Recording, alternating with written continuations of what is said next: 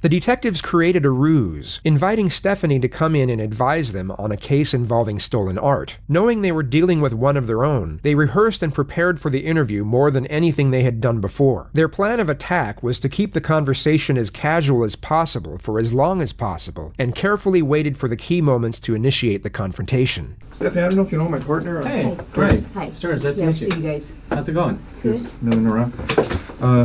Well, have a seat. I don't want to talk about this in the squadron because that's okay. I don't know who people are listening. That's true. And That's if we go to my side, everybody's always wondering what everybody else is doing. No problem. Okay. The first thing the detectives do is set up a compatible tone with the suspect. She has just stepped foot inside an interrogation room, and the detectives negate the negative implications of such an environment through a friendly disposition. Consultative meetings, such as seeking advice over an art theft, can take place anywhere, and the last place detectives would choose to spend more time in would be an interrogation room. The reason they give the suspect for meeting in such an unusual location is to not spread rumors or innuendo. Yet the real reason is that all firearms have to be checked in before entering the area, and they needed the suspect to give up her gun without alerting suspicion. But like we're talking about being busy and stuff, we've been assigned a case that we've been looking at. Okay. It's a new case, and reviewing the case, there's some notes to see as far as your name being mentioned. Okay. Do you know John Rutan? Try and imagine for one moment that you savagely murdered a love rival in a jealous rage. Over 2 decades had passed since the act. Then all of a sudden, you're brought to an interrogation room and sat directly opposite 2 senior investigators who bring up the name of the man you committed first-degree homicide for. John Rutten? Rutan. The investigators already knew how to say John Rutten's name correctly. The mispronunciation was a simple strategy to see how the suspect would react. Setting aside the element of the murder, John Rutten was the second longest relationship in Stephanie's life, and a psychiatrist later stated that this pause was 4 times as long as it should have been. She was already being deceptive by acting as if she hadn't thought about that name for so long, giving reason for her prolonged reflection, when in reality, the name John Rutten was engraved in her memory, and even when slightly mispronounced, it would have most likely taken milliseconds for her to realize exactly who the detectives were referring to. Right. Oh, yeah, I went to school with him. You did? Yeah. How long did you know him? Gosh, I went to school in, went to UCLA in 1978 I started, and, met him at school at the dorms. Mm-hmm. She says she met him in the dorms, yet left out the fact that they had dated for 4 years and went on numerous holidays together. Even though she wasn't asked directly, a truthful subject would most often volunteer this information without having to be pressed for it. Were you guys friends, close friends? Yeah, we're very close friends. I mean, what's this all about? Well, it's a case we're working on, and it involves John, and in there, some of the statements we reviewed, there's notes and stuff that he knew you and stuff. Oh, yeah, I mean, we good friends, lived in the dorms for 2 years. You guys lived in the same dorm? Yeah. Oh, okay. Yeah, Dykstra. Okay. Were you guys just friends or anything else, or? Yeah, we were good friends. Yeah. Was there ever any relationship or anything that developed between you guys? Yeah, I mean, we dated, I mean, what's this all about? Well, it's relating to his wife. It's unfortunate that Stephanie's face wasn't captured at this moment, because she would have no doubt been immediately struck by the psychological reaction known as fight or flight. Her brain would have just triggered the influx of a specific cocktail of hormones in order to prepare her to either stay and deal with the threat or try and run away to safety. Stephanie chooses to fight. Okay. Okay. Did you know her? Not really. I mean, I knew that he got married years ago. Uh-huh. Did you ever meet her? God, I don't know. Do you know who she was or anything? Well, let me think. God, it's been a long time ago. I may have met her. Geez. The words gosh, God, gee are exclamatory remarks used to express surprise or strong emotion. You will see them used continuously throughout this interrogation, which is the suspect trying to insinuate a vague memory due to a lack of contemplation on the subject matter. She's trying to emit the impression that she would have had no reason to give any further thought to John or anything related to John, since they stopped seeing each other over 2 decades ago. Yeah. Well, let me ask you. You said you dated John. How long did you guys date? I mean, are you guys, is this something... As we know, Stephanie is a cop and has been for 25 years. She will be wise to the fact that acting oblivious to the unusual development of the situation will be a glaring red flag in the eyes of the investigators. It's been shown time and again on this channel. Guilty suspects will often try and act naive to a blatant confrontation as a means to avoiding it altogether, whereas truthful subjects will address the confrontation and either refute it, or if it's subtle, want immediate clarification and transparency as to what was being insinuated. I mean, you said I was going to interview somebody about art and how you guys are... Here's I mean... Stephanie, here's the situation. It's basically, we knew that this, when we saw this in this chrono, that maybe, there was some relationship there. That's what the chrono seemed to indicate. The detective now subtly avoids the question altogether, but instead offers a deceptively reassuring response to the suspect. He makes a very sharp switch from the investigative subject matter to the previous topic of workplace rumors. He brings her focus back to the false perception of them being on her side. Stephanie had just asked what was going on, and now he essentially replies with, "We are your friends. We're doing you a favor." And we didn't want to come up to you at your desk and ask those kinds of questions or do anything. You know how up there people can see what's going on if you go into an interview room or people are in there getting supplies. Okay. So we wanted to afford you some privacy, some confidentiality to talk about this, because we thought it might be, something, you're married to someone else, obviously, and so forth, and that you may not want to, talk about these things in that setting where someone, we don't want the rumor mill or gossip or any of that kind of stuff to start. That's fine. I mean... So we did this just as a means to try and speak to you in just a confidential place where where your business isn't out there for other people in your division to know about. Whether it be shock or the total reluctance to accept the situation at hand, Stephanie warily accepts the reassuring response without further inquiry into her initial challenge. She instead falls back into her agenda of having a foggy memory with regard to the incriminating contents. God, that's been a million years ago. I mean, what year is it now? 2009? I mean, I graduated in 82. 82, yeah. We dated. I dated other guys. I'm sure he dated other girls. Well, let me ask you, roughly how long would you say you guys dated? Oh, jeez. I couldn't even say. I mean...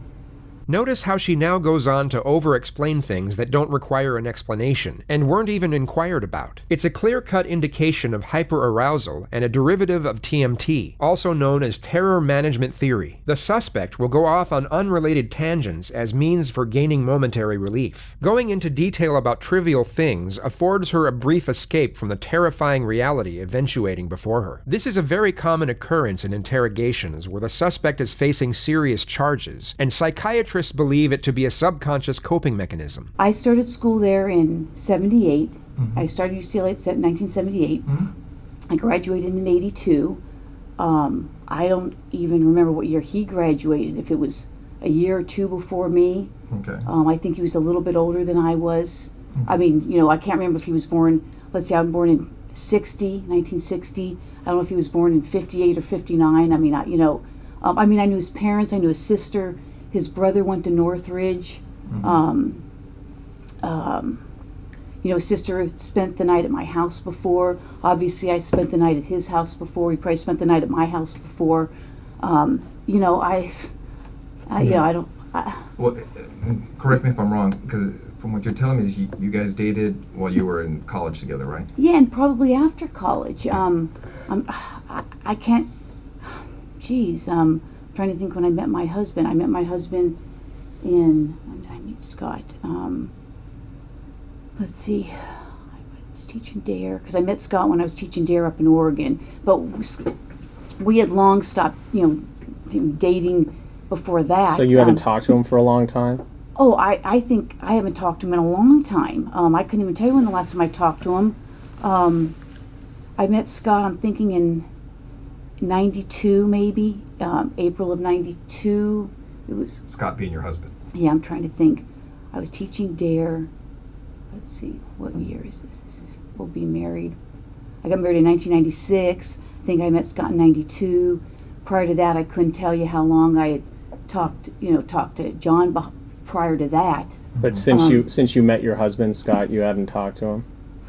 I mean, he may have called me once or twice before we got married. Right.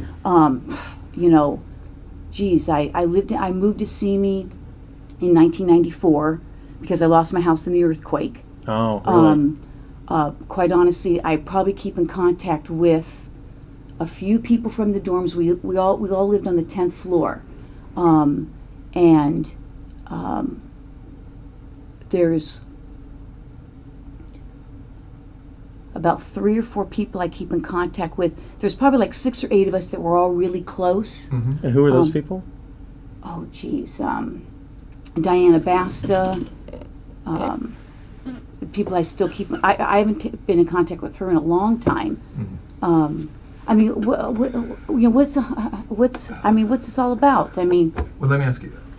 The suspect challenges the detectives for the second time, and once again the question is avoided, but this time in a more confrontational manner, as the topic is maintained with no reassurance afforded. The detectives are ramping up the pressure in a very subtle yet highly effective manner. What ended the relationship between you and John? It was kind of a weird relationship. I mean, we dated. I can't say that he was my boyfriend. I don't know that he would consider me his girlfriend.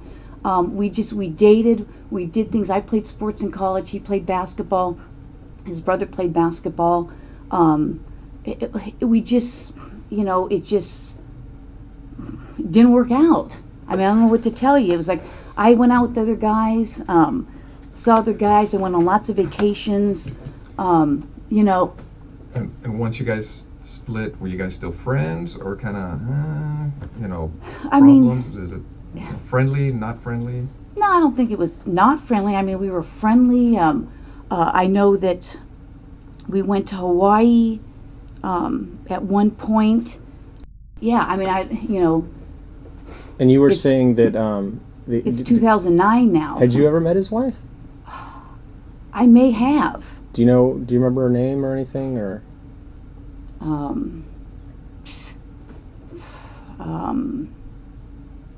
or what she did for a living, or where she worked, or anything about her? The suspect was just asked 3 consecutive questions relating to the victim. She was supposedly in a reflective state during all 3 of the questions, yet her facial expression completely changed for the 3rd one. This is because she was pretending to be in a state of reflection for the first 2 questions, as she already knew the answers, whereas for the 3rd question, she actually was in a state of reflection and was genuinely searching her memory for the correct response. Had you ever met his wife? I may have. Do you remember her name or anything, or...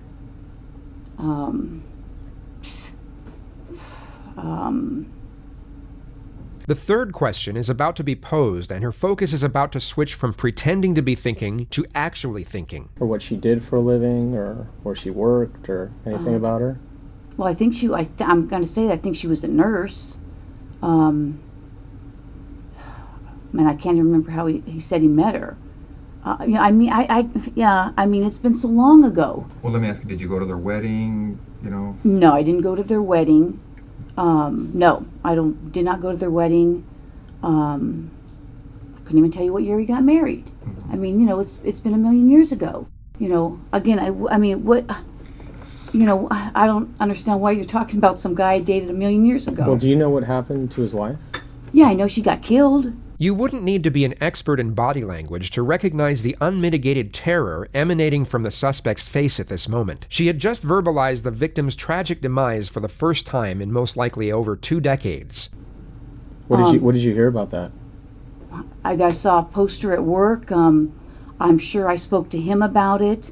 I think I spoke to another friend of his about it. And how did you first learn about that? Jeez. Someone could have called me. I could have heard it at work. I think at one point there may have been a flyer or something. I know a good friend of his... Were you on the job back then when that happened? Yeah, I think so. Yeah, I'm sure I was on the job. That's why I would have heard about it with the flyer. He had a good friend, Mike Boldrick,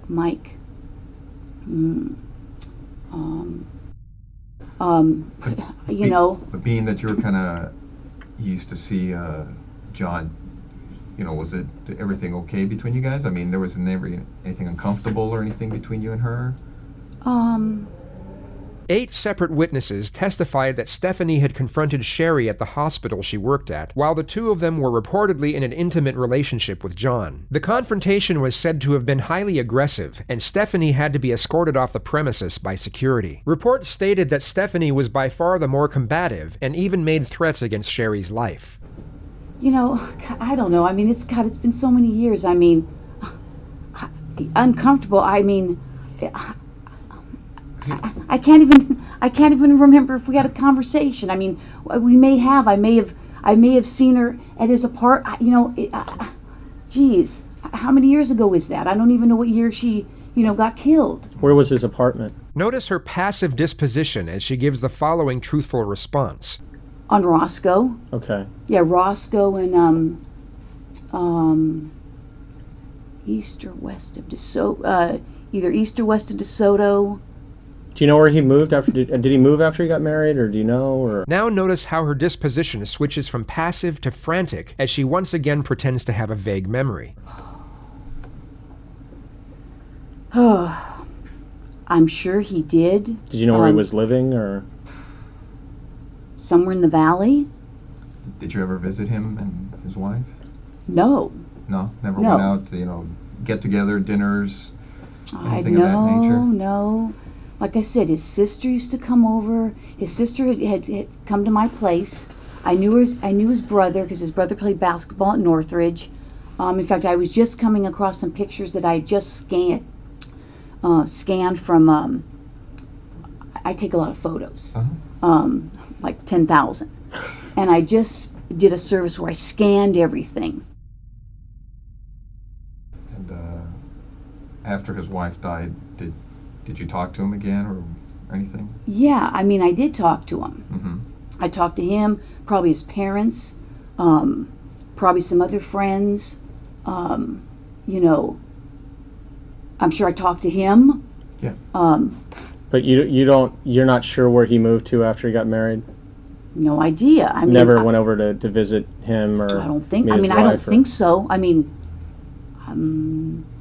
I don't know. I don't think I did. I know he lived on Roscoe for a long, long time.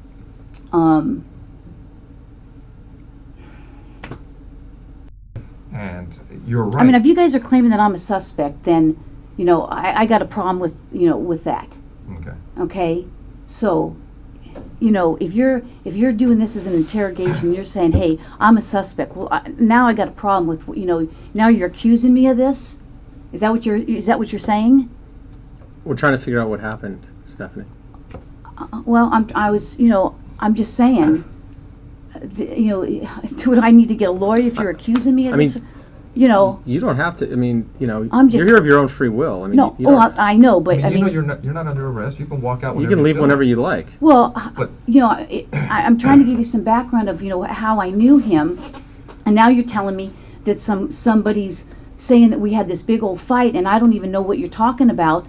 And I don't want to, get in trouble for something that I didn't even do, or you're saying I did something. Okay. Yeah, we understand. I mean, how would you guys like it if the tables were turned on you? I understand. No. No, that's what we're telling you. I mean, you're free to go whenever you want. If this makes you uncomfortable and you want to, now you're starting to make me uncomfortable. The thing is, detectives did what they could at that time on the crime scene. Okay, and the burglary thing you're talking about, that is an angle that they looked at. But now we're looking at everything else on the case, because nobody was ever arrested on the case. I don't know that or not. Okay. Now, what we'd like to do is, obviously about all the DNA stuff and things of the nature that, gets done on cases nowadays. If we asked you for a DNA swab, would you be willing to give us one? Maybe. Because now because now I'm thinking I probably need to talk to a lawyer. Okay. I mean, well, because I know how this stuff works. Okay, don't get me wrong. You're right. I have been doing this a long time. Yeah. And I wish I had been recording this because now it sounds like there's you're selling these people saying I'm fighting with her, and now it sounds like you're trying to I've been doing this a long time. Yeah. We know. Okay. And now it almost sounds like you're trying to pin something on me. No, now I got that sense. Well, what it gets to on these cases, and you know it as well as I do, our job is to identify and eliminate suspects. I can't believe this. So if we ask you to the point to give us a DNA sample, a buccal swab so we can identify or eliminate you? Would you be willing to do that? Maybe. Because I know this. Well, that's where we're at too. I mean, because right now, from looking at the evidence, it's it's possible we may have some DNA at the location. That's great. And we're going to do what we can to try to put this thing together. And your name's in the book. These people are pointing at you for whatever reason. I don't know why. That's just crazy. I mean, that's absolutely crazy. And it would be irresponsible on our part not to look at it. I know. You guys have to do your job, and I guess I'm going to have to contact somebody. So. That's fair. I mean, because I know how this stuff works. I mean, I just can't believe it. I mean, we understand that. I mean, if we were in your position, I mean, we would feel the same way. I just can't even believe it. I mean, it's just, I mean, I'm shocked. I'm really shocked that somebody would be saying that I did this. I mean, we had a fight, and so I went and killed her. I mean, come on. Well, that's... Okay. All right. Well, thanks for giving me the courtesy. I wish I recorded that. Thanks for your time. Yeah, thank you. All right, Stephanie, take care. All right.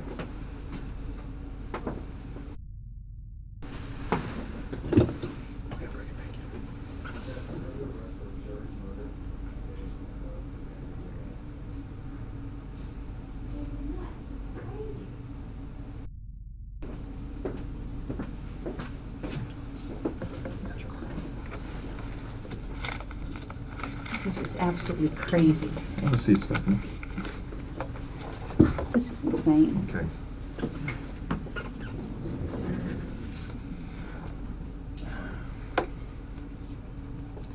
Give me 1 second.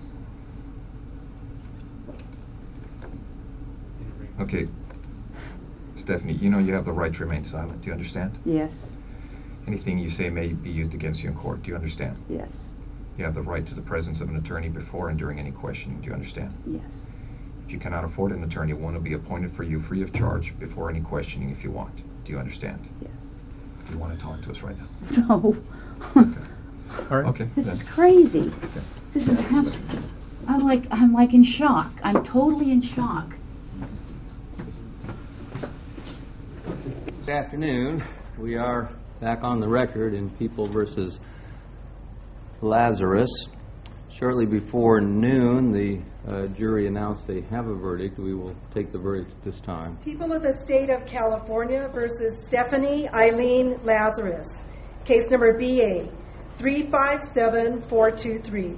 We, the jury, in the above entitled action, find the defendant, Stephanie Eileen Lazarus, guilty of the crime of murder of Sherry Rasmussen in violation of Penal Code Section 187A, a felony, as charged in count 1 of the information.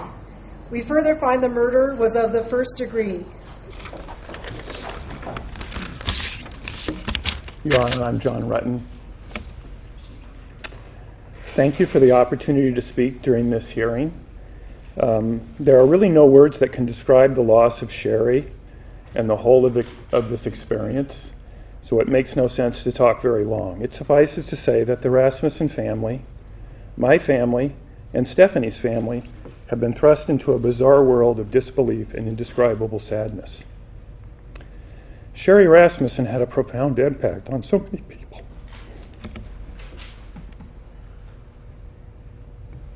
And I was proud that she agreed to be my wife. It was impossible not to notice Sherry when she entered a room. To me, her physical presence was startling. I can clearly remember the first moment I laid eyes on her. Sherry Rasmussen was a physical presence, and my heart still races when I look at pictures of her. But Sherry was extraordinary, more for who she was than the way she looked. She was a hard worker, a consummate professional, a leader, a diplomat, forgiving, tough, and a kid at heart.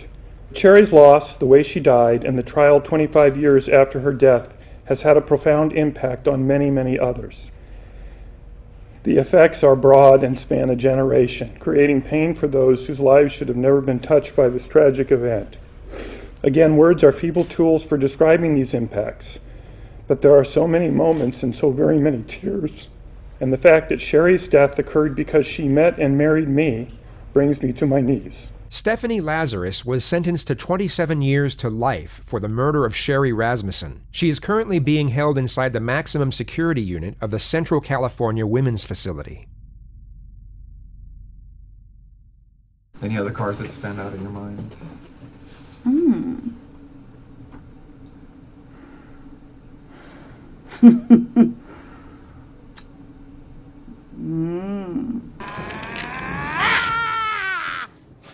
Fuck this.